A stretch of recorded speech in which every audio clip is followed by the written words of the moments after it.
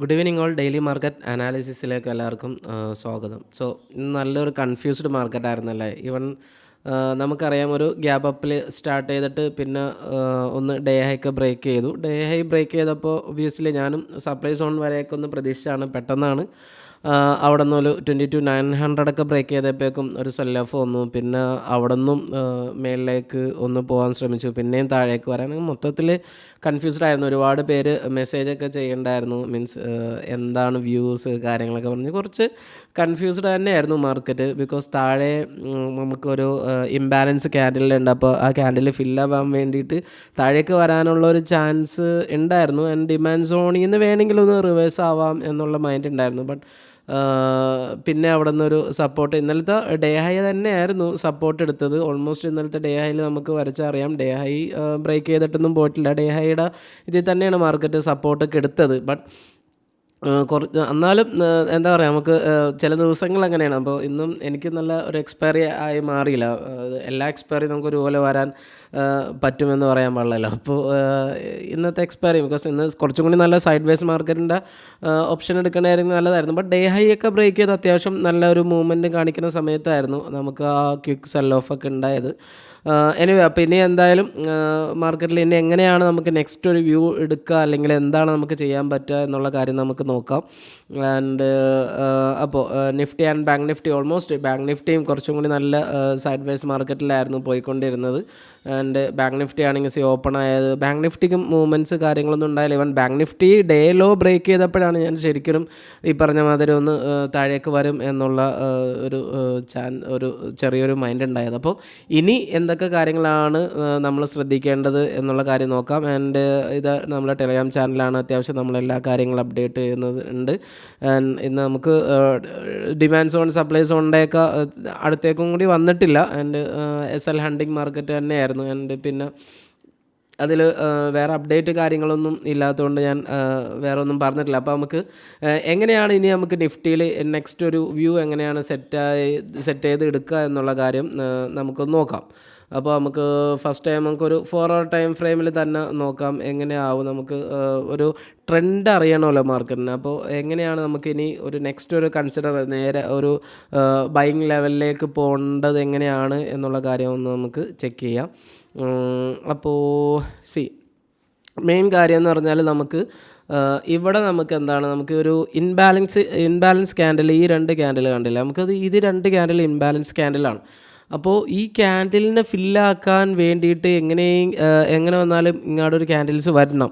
പക്ഷെ അത് നമ്മൾ ഈ പറഞ്ഞ മാതിരി എപ്പോൾ വരും എന്നുള്ള കാര്യം തന്നെയാണ് എല്ലാവരും ഡൗട്ടായി തന്നെ ഇരിക്കുന്നത്.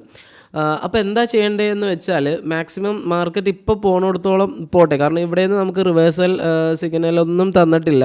ഈ ഒരു ക്യാൻഡിൽ വന്നപ്പോൾ ഇവിടെ നിന്നൊരു കണ്ടിന്യൂഷൻ ഉണ്ടാകും എന്ന് തന്നെയാണ് ഞാൻ വിചാരിച്ചത്. ബട്ട് ഇവിടെയും ഫേക്ക് ഔട്ടൊക്കെ തന്നിട്ട് മാക്സിമം SL ഹാൻഡിങ് തന്നെയായിരുന്നു ഇന്നത്തെ മാർക്കറ്റിൽ. അപ്പോൾ ആരും അതിന് വേറെ ഇതാവാനൊന്നും വേണ്ട. മീൻസ് മാക്സിമം ചില ദിവസങ്ങൾ അങ്ങനെയാണ്, നമുക്ക് മാർക്കറ്റിൽ SL ഹാൻഡിങ് വരാനുള്ള ചാൻസ് ഹൈ ആയിട്ട് നിൽക്കുന്നുണ്ട്.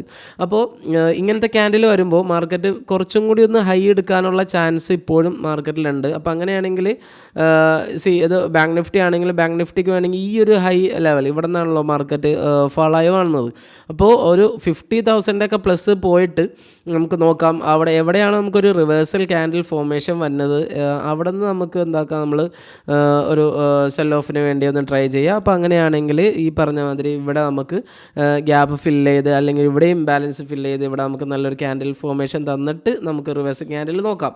അത് ഒരു ചാൻസാണ്. അതായത് മാർക്കറ്റ് പോകണമെങ്കിൽ മുകളിലേക്ക് തന്നെ പോട്ടെ എന്നുള്ള ഒരു ചാൻസ് അവിടെ വെച്ചിട്ട് നമുക്ക് സെൽ ഓഫ് ക്യാൻഡിൽ, കറക്റ്റായിട്ടുള്ള സെൽ ഓഫ് ക്യാൻഡിൽ കിട്ടിയാൽ അതിന് വേണ്ടി നമുക്ക് റിവേഴ്സൽ ഒരു ട്രേഡിംഗ് സ്ട്രാറ്റജി നമുക്ക് പ്ലാൻ ചെയ്യാം.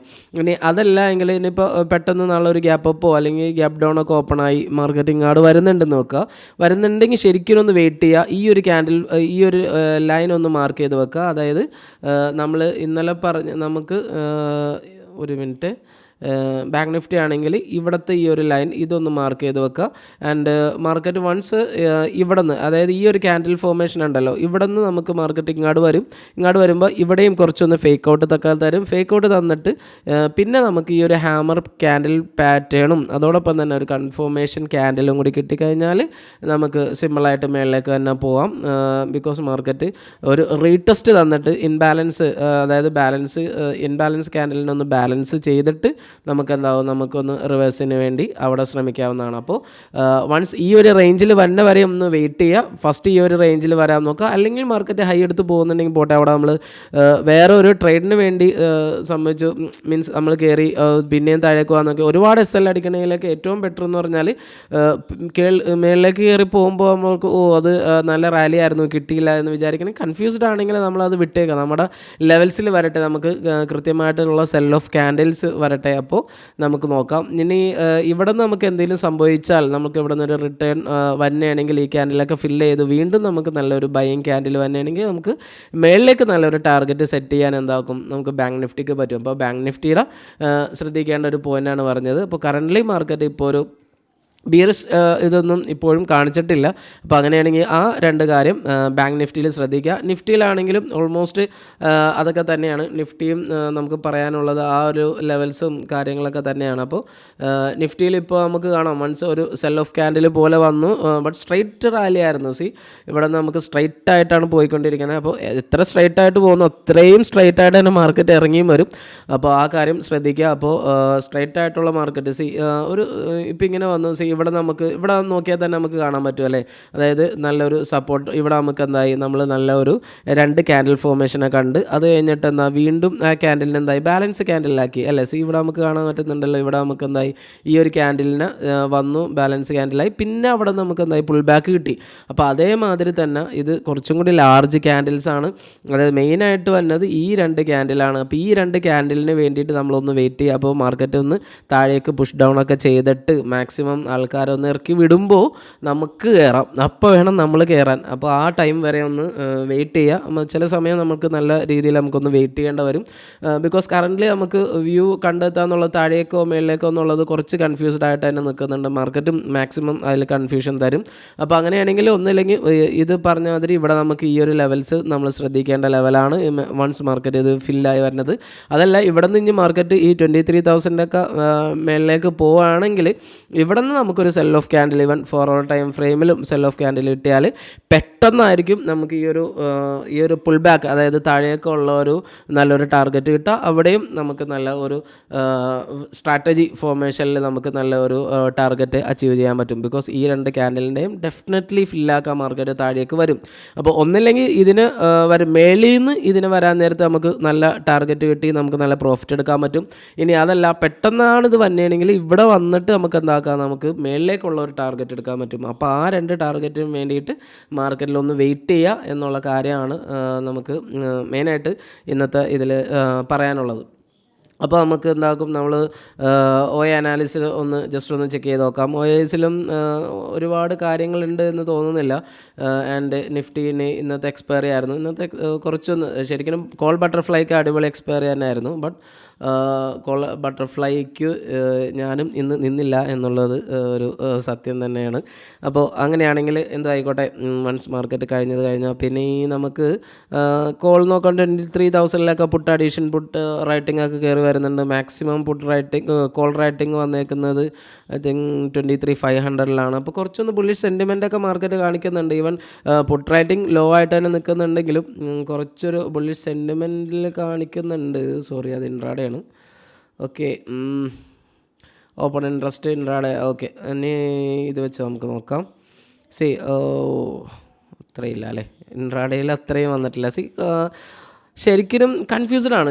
ഇവിടെ തന്നെ നമുക്ക് കാണാൻ പറ്റില്ലേ, OAയിൽ തന്നെ എല്ലാവരും കൺഫ്യൂസ്ഡ് ആണ്. എല്ലാവരും കോളും പുട്ടൊക്കെ അൺവൈൻഡിങ് ആണ്. അപ്പോൾ നമ്മളെങ്ങനെയാണ് കൺഫ്യൂസ്ഡ് ആവാണ്ടിരിക്കുക? ബിക്കോസ് ഒരു സ്ഥലത്തും കോൾ ആൻഡ് പുട്ട് അൺവൈൻഡിങ് ഒന്നും നമുക്ക് കാണാൻ അത്ര ഇത്രയും ക്ലിയർ ആയത് നമുക്ക് കാണാൻ കഴിയില്ല. അപ്പോൾ അങ്ങനെ വരാൻ നേരത്ത് നമ്മൾ ശരിക്കും മാർക്കറ്റിൽ കൺഫ്യൂസ്ഡ് ആവാൻ നേരത്ത് നമുക്ക് ഒരുപാട് കാര്യങ്ങൾ ഇപ്പോൾ ഈ കുറച്ചൊന്ന് മാർക്കറ്റിൻ്റേതായ രീതിയിൽ വിടുക എന്നുള്ള കാര്യം മാത്രമാണ് നിഫ്റ്റിയിലുള്ളൂ. ഇനി നമുക്ക് ബാങ്ക് നിഫ്റ്റി നോക്കാം. ബാങ്ക് നിഫ്റ്റിയിലും എന്തെങ്കിലുമൊക്കെ വലിയ കാര്യങ്ങൾ നടന്നു എന്നുള്ള കാര്യം നോക്കാം.